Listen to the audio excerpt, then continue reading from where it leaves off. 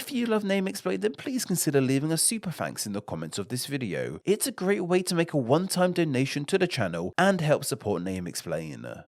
I wanted to take a photo of some chocolate with my camera for my family, but the temperature was too high, so now it's history. That sentence sounded a bit odd, didn't it? And it really shouldn't have sounded all that odd, as I said every word completely correct. Yet it's because I said every word how it was supposed to be said as to why it sounded so weird. When saying that sentence, I went out my way to make sure I pronounced every letter and sound in every word. And while that is technically correct, that's not really how many of us actually speak. In reality, most English speakers, British English at least, would say that sentence more like this. I want to take a photo of some chocolate with my camera for my family, but the temperature was too high, so now it's history. Now that sounded a bit better, didn't it? What's different between these two pronunciations of the same sentence is that various sounds from some of the words have been dropped in the second saying of it. Those sounds being the second O in chocolate, the E in camera, the I in family, the A in temperature, the O in history, and it is was condensed into just it.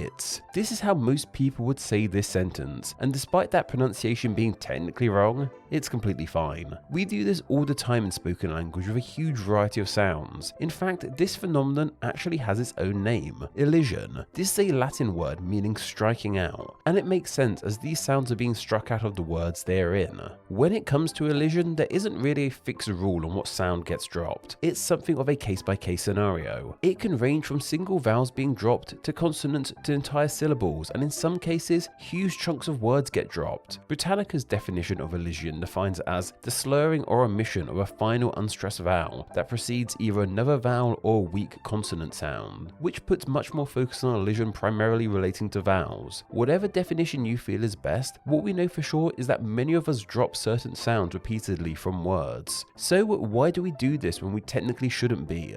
Well, there's a lot of things that we technically shouldn't be doing but do anyway. Like it's technically illegal to lend someone a CD or DVD or video game, but we do it anyway. Elision is just borrowing a CD from a friend, in a weird way. Talking is something that most of us do on a pretty regular basis, and in many different circumstances. When we talk at work, we might use a more polite voice and pronunciate properly, yet when we talk with friends and family, we talk way more casually and don't worry as much about pronunciation. It's in these kinds of cases that elision is more likely to happen, though elision happens in more formal cases too. Like when I make these videos and record them, elision happens all the time. It's pretty much the natural way of speaking. When we talk so much, and in many cases so quickly, it makes logical sense that we aren't always going to say every letter of every word every time. People get lazy when they have to do something constantly. This includes talking. Even when we are taught to speak in school and study things like syllables, you'll probably be told a word like chocolate has 3 syllables.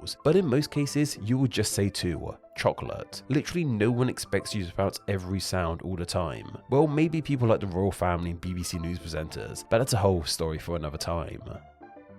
Elision thankfully also works in a pretty uniform fashion. Everyone tends to drop the same sound in the same word. It's not like one person says chocolate and another says chocolat. This is because the sounds that get emitted through elision are the ones we naturally find easiest to forget. This is why more often than not, it's a vowel, specifically a vowel somewhere in the middle of a word, which doesn't serve much of a purpose, especially when syllables in between them are very pronounced, like with chocolate. Vowels are odd things. They sit in this strange place in language.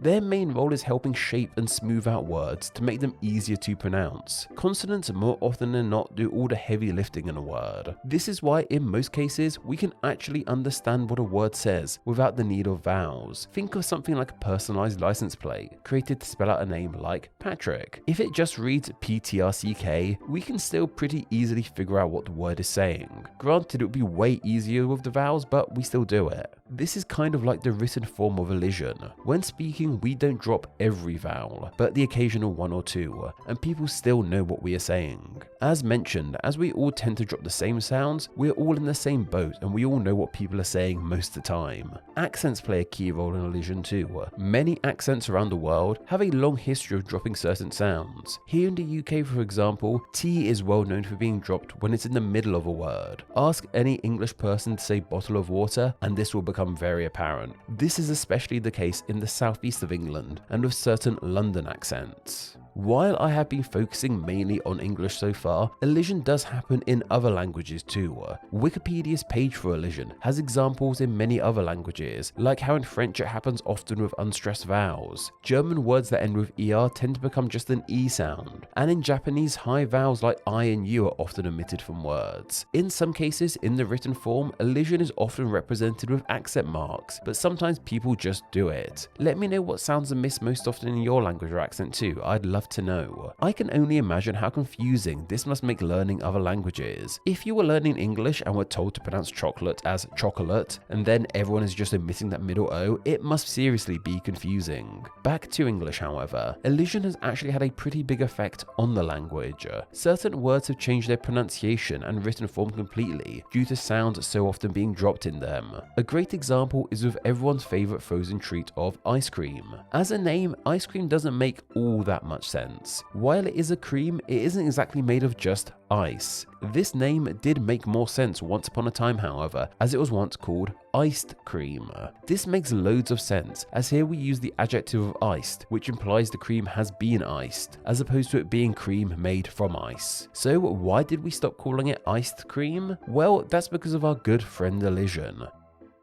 People got so used to saying iced cream quicker and quicker, we eventually naturally dropped the ED at the end of iced. Can you imagine a little kid at an ice cream truck being super excited and even having the capability of saying iced? This led to the word itself being changed from iced cream to ice cream, and no one says iced cream anymore. Well, maybe except certain super old people. I'm really enjoying this so-called iced cream. Another key example of elision forming new words is with contractions. Words like there, I'm, and you'll all exist because people started getting lazy with pronunciation. People were saying these words in such quick succession that over time they got mushed into a single word. In their written form, we use apostrophes to highlight the fact that these words were once two. We don't always use apostrophes, however. Take a word like dunno. This is a contraction of the words of don't and know. Like if someone asked you what the time is, you could say, I don't know. You could even just say dunno, and it's technically a contraction of the entire sentence of I don't know. Dunno is a contraction that lacks an apostrophe, and it is an official word and not just slang. Like it has its own entry in OED and everything. So yes, we can technically use elision to turn a whole sentence into one word. And another fascinating example is the word ain't. Ain't is an incredible word, and it can stand for so many things. It can be used to mean am not, is not, are not, have not, has not, do not, did not, and does not, just to name a few. The sound of these various words, along with the word of not, are so malleable that all of them can be contracted to just ain't, thanks to elision. In the case of it replacing have not and has not, there's actually two cases of elision happening, as not only are we bringing these two words together, we are dropping the H sound. H is another sound that gets dropped all the time, especially at the start of words. I imagine ain't began life as a contraction of these words starting with H and then got used in other cases over time. As many words like chocolate and camera are said in their elision forms more often than their actual forms, it makes you wonder, why don't we just remove those letters from them entirely? Well, it's because while pretty much everyone says these words in this way, technically we're supposed to say them with those sounds in, even if those sounds play an incredibly minimal role in those words. Going back to the OED and the word chocolate, on their pronunciation tab for this word, it clearly says it has 3 syllables, but when you play their recording of the word, that middle syllable is barely heard. If the OED aren't bothering with it, then why should you? All this means is that those letters kind of have to stay in. It's quite literally a case of these words being like this on paper, but not so much in practice. You could argue that these kinds of letters and sounds we miss with elision fall into the silent letter category, but they're kind of different. Elision letters are written out and are supposed to be spoken, whereas silent letters are written out but not meant to be spoken. They have similar origins in some cases, however, being hangovers of ways words were once said and sometimes coming from different languages. We have a whole video on silent letters, so we don't need to go into it too much here. Silent letters do also help us with pronunciation too. If no didn't have its silent K, then we wouldn't know if a word was meant to say no or now. Something else that's really fun with elision is how it can be used in creative writing. Many writers use elision to represent the way a character speaks. This tends to be done with apostrophes like with contracted words. Take this line from To Kill a Mockingbird written by Harper Lee. "You ain't sending me home, missus. I was on the verge of leaving." We can perfectly hear the southern accent from this use of elision.